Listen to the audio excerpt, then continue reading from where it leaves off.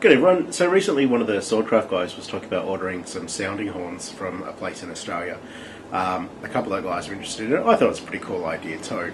But I didn't want one that would sound the same as everyone else's, and I like to make my own stuff as well. I remember that I had an old Viking drinking horn lying around that I have drunk out of it before, but I never use it. I haven't used it in the last 5 years at all. So I thought, well, let's have a go at converting that, because it's basically a cow horn, and that's one of the things I used to use to make sounding horns.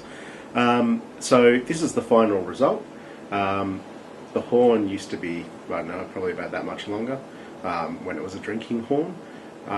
It was a really difficult process to turn this into a sounding horn.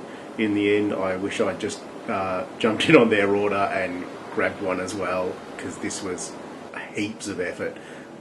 Way more effort than I'd like to put into a project like this.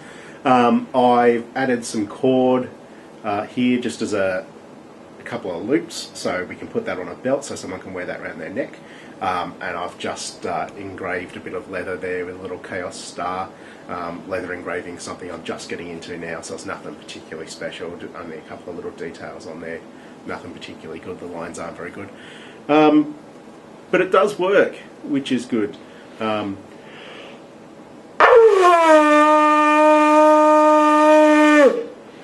It is hard to blow on.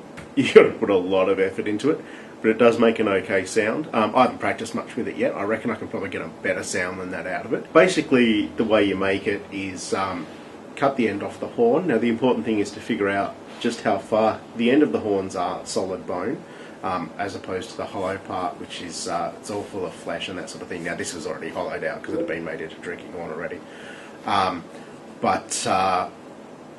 There is a solid bone section. Now, I ended up cutting a little bit off the end and drilling through, didn't get anywhere, and I cut about 4 more sections before I managed to get my drill far enough to actually get into the main horn part. So I wasted a lot of time. What I eventually sort of realised is where the horn was more blackened was actually where the end of the bone was. So once I sort of realised that, I cut closer to there and then drilled a hole in.